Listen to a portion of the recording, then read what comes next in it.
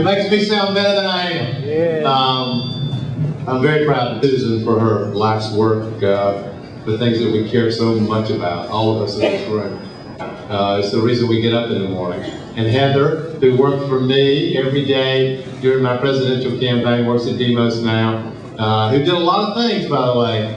She was on the phones in Iowa calling caucus goers. She drove my parents around in Iowa. I mean, she's done it all. And Anna, who I love, is the best. I mean, she's just the best. She's got an absolute heart of gold and a fierceness and a spirit that actually reminds me of my wife, Elizabeth. And that's the greatest compliment I can give anybody. She's got a toughness. I thank Demos for what it does, and I thank all of you for what you spend your time doing. I was listening to Anna just a minute ago. I didn't come with a prepared speech, and I tended to be short, but I listened to what Anna was describing about the security guards that no one pays attention to. Stay in, you walk past them in the hall and never look at them. Those people who knock on your door in the morning and say housekeeping, right? You never speak to them. You don't say anything to them. And every time I see, whether they're working in healthcare, in nursing, as security guard, whether the people who are working here tonight, God bless them, every time I see any of these people, I see my father.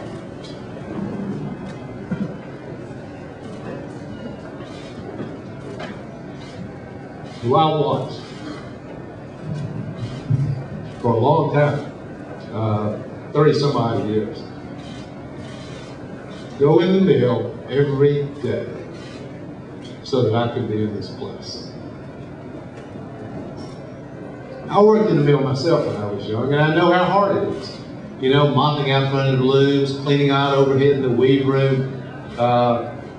Every one of those men and women, including my father, who worked in that mill, are worth every bit as much as I'm worth.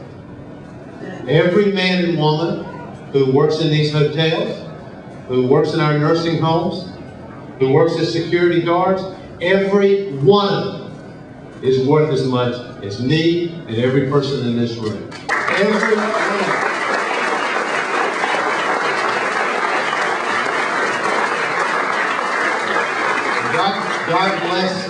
God bless Barack Obama. I will only endorse him because he used to be a member of Demos, which I discovered tonight for the first time. But God bless Barack and Hillary and, grudgingly, John McCain. But every one of those people, including my dad, who never got a chance to go to college, is worth every bit as much as any of those people. Is worth every bit as much as any president of the United States. If we believe, when we talk about, you know, the wantum that many of us live in, expansion of the earned income tax credit, card check neutrality, matching savings accounts, the struggles of the middle class, the two-income trap that Elizabeth Warren talks about so eloquently, all the things that all of us talk about, they're all about the same thing. They're all about the same thing. If we believe in an America where it doesn't matter who you are, who your family is, what the color of your skin, in our America, everybody deserves the same chance. Everybody. And I'm going to tell you,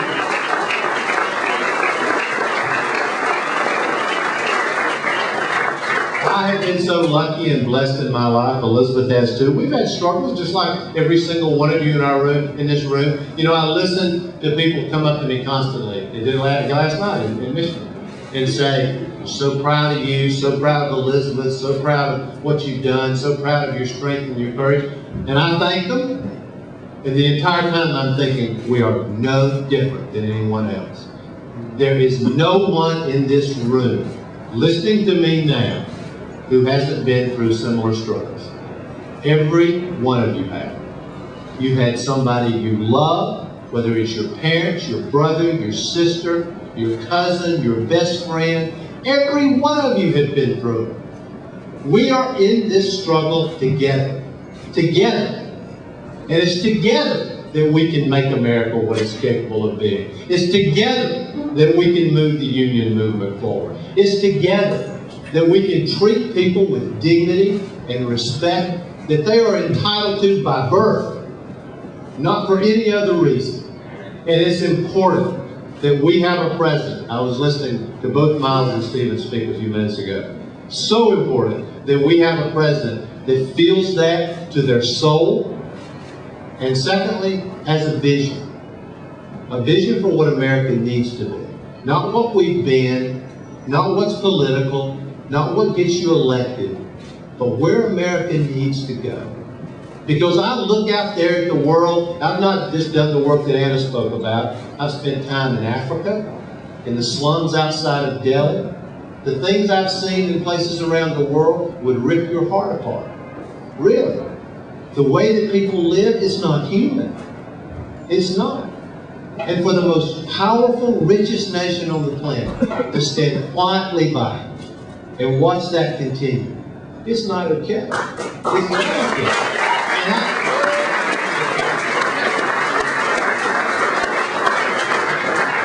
And visionary means understanding that we cannot solve this planet's problems alone. It is impossible. Absolutely impossible. Climate change, we're a mess. You know, we can't lead because we're one of the worst examples on the planet. But even if we clean up our own house, which we desperately need to do, these problems will not be solved without cooperation with the rest of the world. The population. We've gone from 2.5 billion people in 1950 to 6.6 billion in a little over 50 years. Think about that. Think about how long it took us to get to 2.5 billion people on the planet. And where is population growth the greatest? In the places that are least able to support it. It is a catastrophe waiting to happen. Extreme poverty, which feeds the insecurity, the hopelessness, the terrorism, the extremism that we see. What is America going to do about this? Are we going to continue to stand quietly by and watch this continue? It is absolutely required for ourselves, for our own selfish interests, besides the fact that it's the right thing to do, that we have visionary leadership. Not looking at just what's good for us, what's good for New York, what's good for America, but really be willing to look at what's good for the world. Because what's good for the world is what's good for us. And thinking about what it is we need to do. Not just tomorrow, but 5 years from now, 10 years from now, 50 years from now.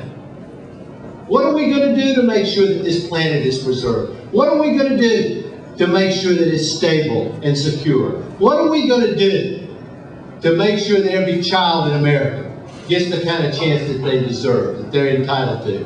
What are we going to do to make sure those kind of opportunities are available to every child on the planet? This is the kind of leadership that America needs.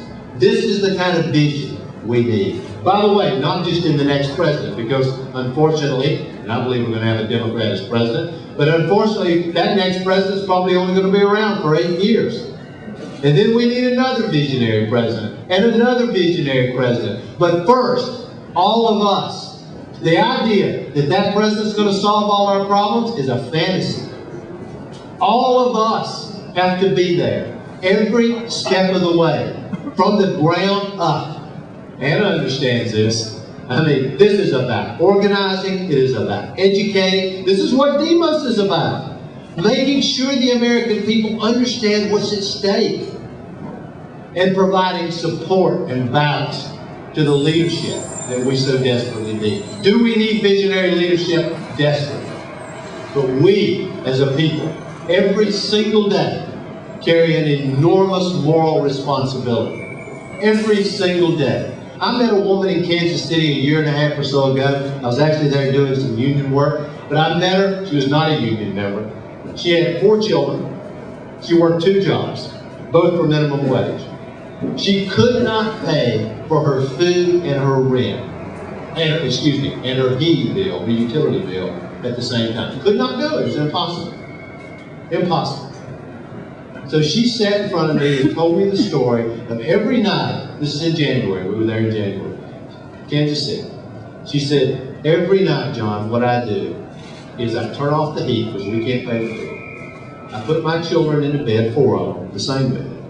I put them in all their clothes, put them in a coat, and tell them to hug each other and try to stay warm. And the next morning I get them up, and I send them to school, and I have to say to them, and it makes me ashamed to say it, please don't tell anybody at school what's going on here, because they will come and take you away from me.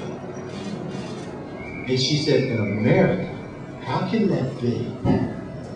And I say that to you. In America, in the country that we love so, a woman work 2 jobs, 60 hours a week, and have to put her children in the bed with coats on to stay warm. We're a better country than that. We are. America's a better people than that. Our people are stronger than that. If you want to know what Demos is about, and what these ideas and action, what all of this is about, and what all of us should be about, and why the next election is so enormously important, not just to you, but to your children and to your grandchildren. That's what's at stake. Having a visionary leader and having an educated, engaged people who care not just about themselves and not just about their own family, but about our community and about the men and women around them. That's what I'm about, that's what you're about, and that's what Demos is about, and that's why I'm proud to be here tonight. Thank you.